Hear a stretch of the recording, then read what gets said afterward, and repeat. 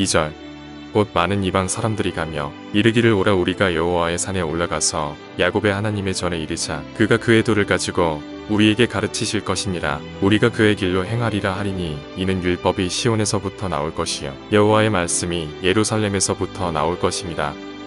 7절 발을 저는 자는 남은 백성이 되게 하며 멀리 쫓겨났던 자들이 강한 나라가 되게 하고 나 여호와가 시온산에서 이제부터 영원까지 그들을 다스리리라 하셨나니.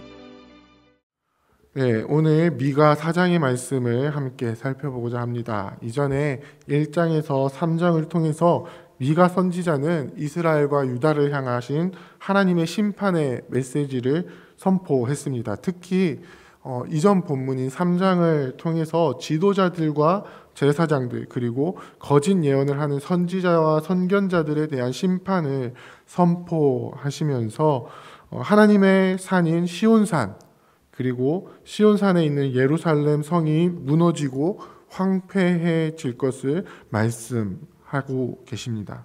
이 심판의 메시지는 하나님의 백성이 하나님의 다스림을 온전히 나타내고 하나님의 말씀을 듣고 그 말씀을 행해야 하는데 그렇게 하지 못하는 데에 대한 심판의 메시지입니다. 정의와 공의를 행해야 하는 왕과 지도자들이 불의를 행하고 제사장들은 돈 때문에 거짓 말씀을 전합니다. 선지자들이 이상을 보지 못하고 하나님의 음성을 듣지 못합니다.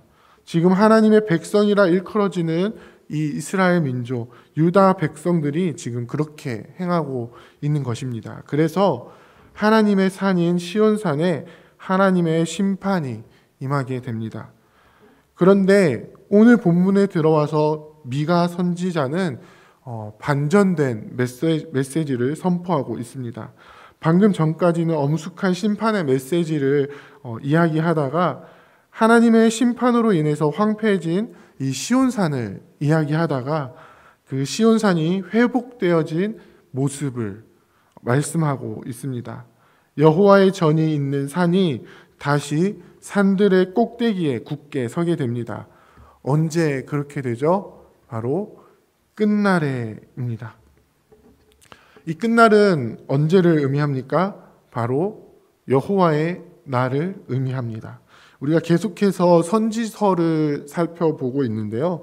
이 선지서를 통해서 꾸준히 말씀하고 있는 날이 바로 이 여호와의 날입니다.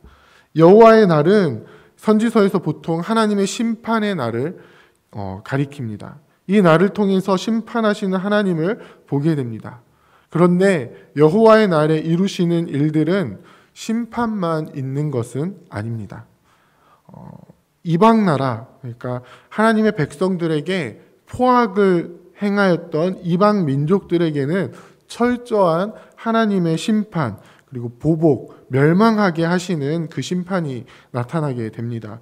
그런데 하나님의 백성에게는 그 날이 회복의 날이 됩니다. 물론 하나님의 백성이라도 죄악 가운데 거했다면 그 죄를 해결하기 위해서 심판을 견뎌야만 합니다. 그런데 하나님의 백성을 향한 심판은 이방 민족들에게 임하는 심판과는 다르다는 것을 우리가 앞선 선지서들을 통해서 살펴보았습니다. 어떻게 다릅니까? 하나님의 백성을 향한 심판은 바로 그 백성을 회복시키기 위한 발판이 되는 것입니다. 이 모든 일들이 이루어지는 그 궁극의 날에 오늘 본문에서는 어떤 모습을 묘사하고 있습니까? 여호와의 산에 이방 민족들이 몰려드는 모습을 보여주고 있습니다. 이방 민족들이 뭐라고 하죠? 오라, 우리가 여호와의 산에 올라 야곱의 하나님의 전에 이르자. 여호와 하나님의 성전이 있는 이 시온산으로 지금 올라가자라고 서로 요청하고 있습니다. 누가 요청합니까? 이방 민족이 끝날에 마지막 때에 여호와의 날에 이 일들이 일어난다라고 말씀하고 있습니다. 거기서 그치지 않고 이 이방 민족들이 뭐라고 이야기합니까? 그가 그의 도를 우리에게 가르치실 것이니라. 하나님께서 하나님을 찾아 시온산으로 온 무리들을 향해서 하나님의 도를 가르치실 것이라고 말씀합니다. 그리고 그 도를 배운 사람들을 어떻게 합니까? 우리가 그 길로 행하리라. 이것은 무엇을 의미합니까?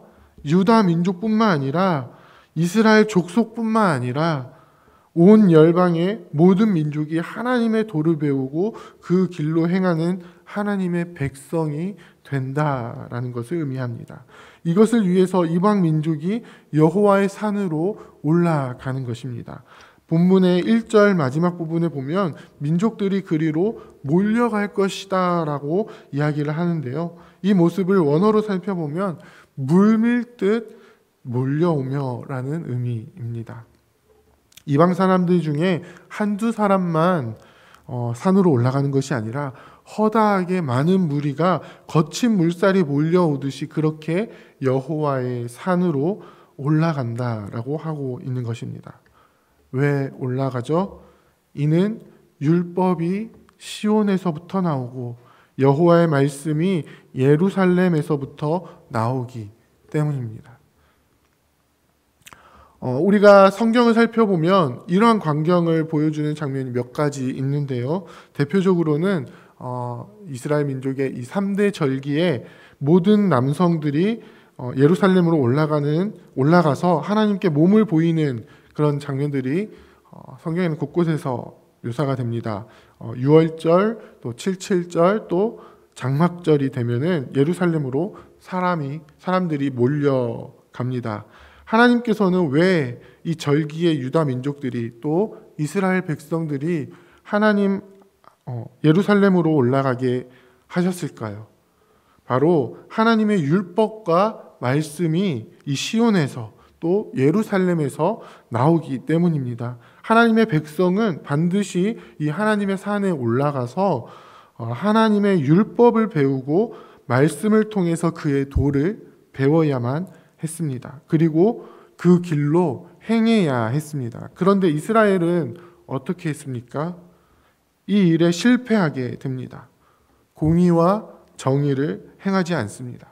삭슬 위하여 교훈하고 돈을 위하여 예언합니다. 그래서 하나님께서는 심판을 내리시고 본래의 하나님의 백성들의 모습을 회복시키십니다. 언제 이렇게 하십니까? 바로 여호와의 날에입니다. 이 날이 되면은 온전한 하나님의 통치가 이루어질 것입니다. 7절의 끝에 부분을 보면요. 나 여호와가 시온산에서 이제부터 영원까지 그들을 다스리리라고 말씀하고 계십니다. 여호와의 날이 이르고 하나님의 백성들이 이 시온산으로 모이게 되면 하나님께서는 정의롭고 공의로운 왕이 되셔서 그 백성을 다스리실 것입니다. 이스라엘은 실패했던 공의와 정의를 드러내는 일들을 하나님께서 이루실 것입니다. 어떻게 이루십니까? 발을 저는 자들을 남은 백성이 되고 멀리 쫓겨났던 자들을 강한 나라가 되게 하십니다. 발을 저는 자들은 어떤 사람들입니까? 이 성경에서 발을 절었던 사람, 대표적으로 발을 절었던 사람은 바로 야곱입니다. 야곱이 어쩌다가 발을 절게 되었습니까? 형인 에서를 만나러 가는 길에 야복 강가에서 하나님의 천사와 씨름하다가 하나님께서 허벅지 관절을 쳐서, 옛날 성경에는 환도뼈라고 이야기를 하죠. 이 일로 인해서 야곱은 발을 절게 되었습니다. 야곱이 왜 여기서 천사와 씨름을 했습니까? 바로 하나님의 은혜를 구하기 위해서였습니다. 이전에는 자신의 능력으로 모든 것을 해결할 수 있다라고 믿었고요. 또 그렇게 해왔던 야곱이 이제 에서를 만나기 위해서 가는 길에 여전히 자신의 능력으로, 자신의 생각으로 가족과 재산을 두 때로 나누어서 보내고 이리저리 여러 가지 수를 생각해내지만 어떻습니까? 이제는 아무리 생각해봐도 하나님의 은혜 없이는 안 된다는 것입니다.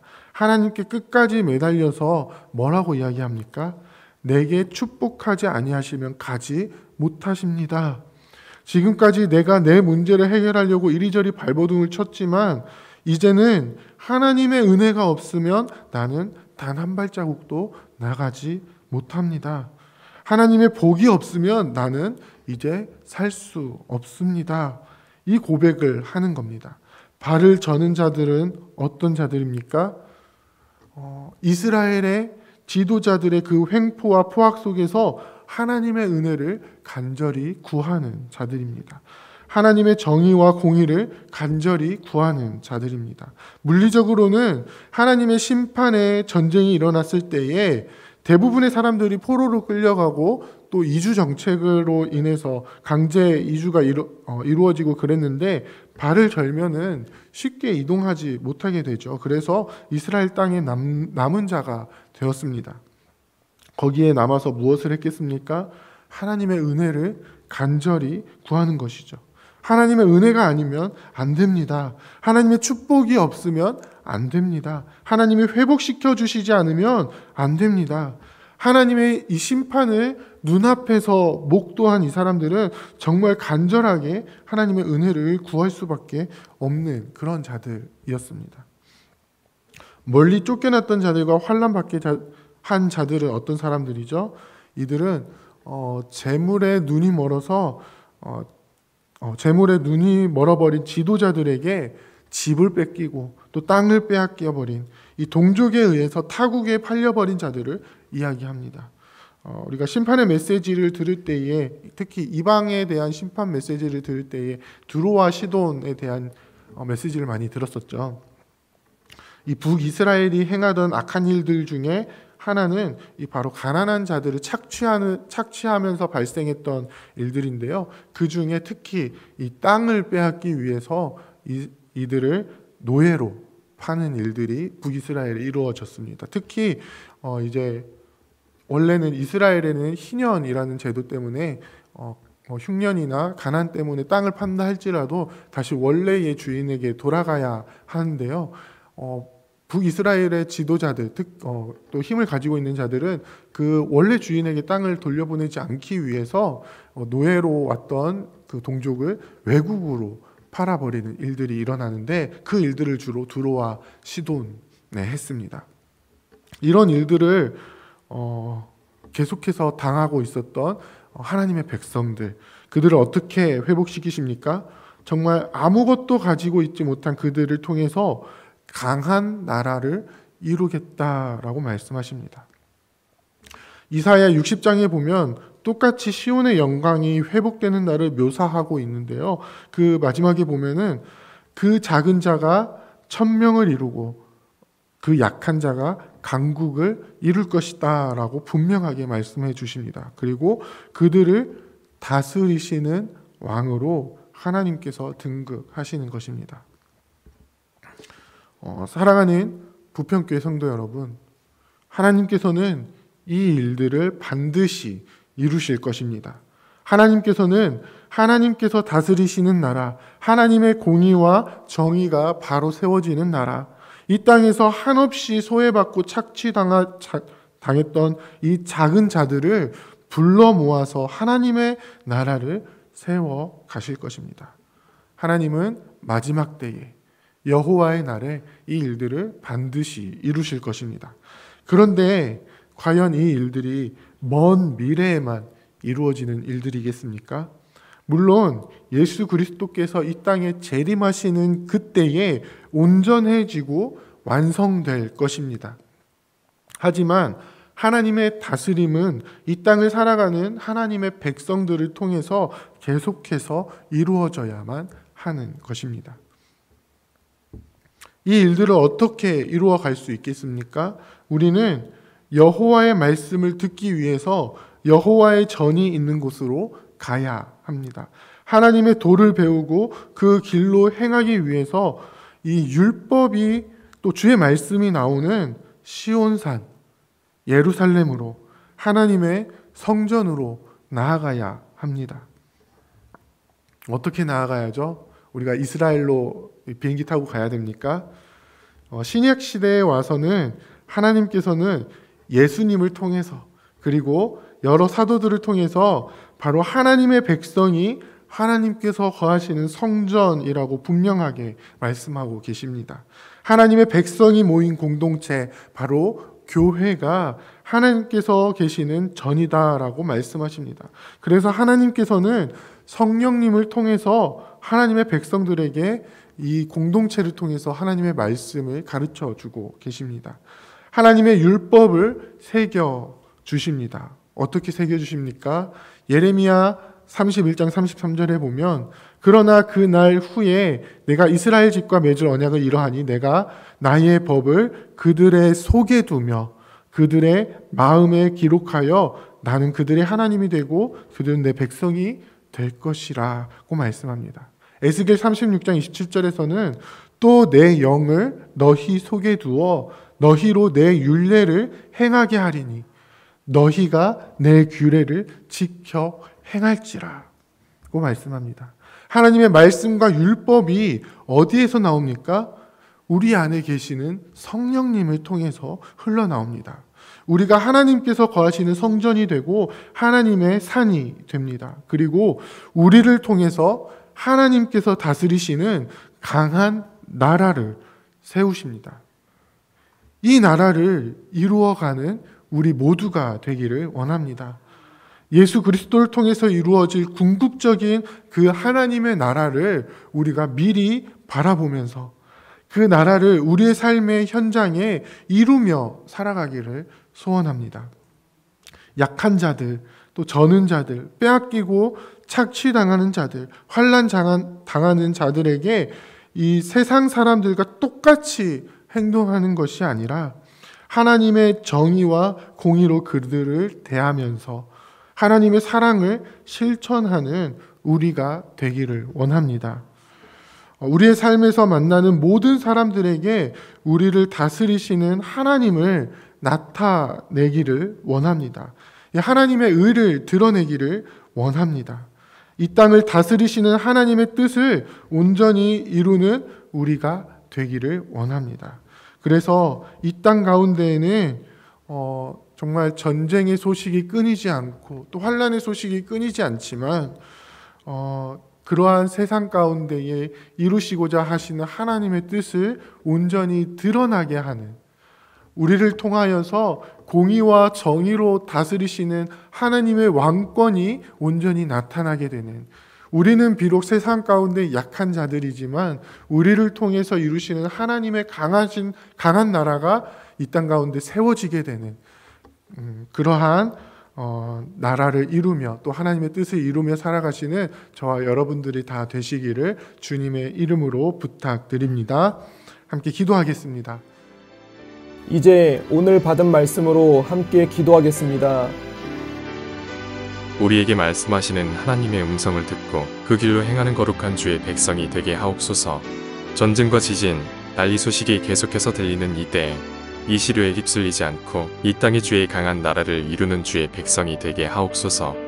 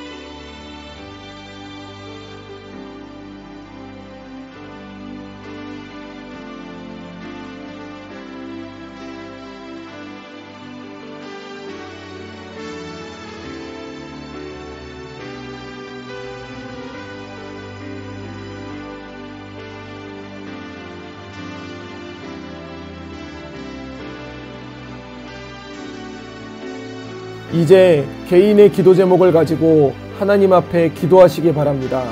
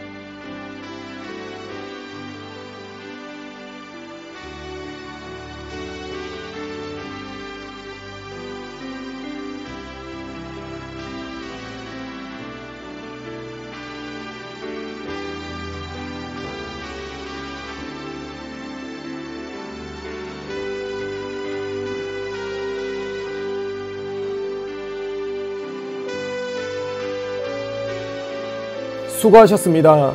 오늘도 하나님의 인도하심 가운데 승리의 하루를 보내시는 우리 재건부평교회 모든 성도님들이 되시기를 주님의 이름으로 축복합니다.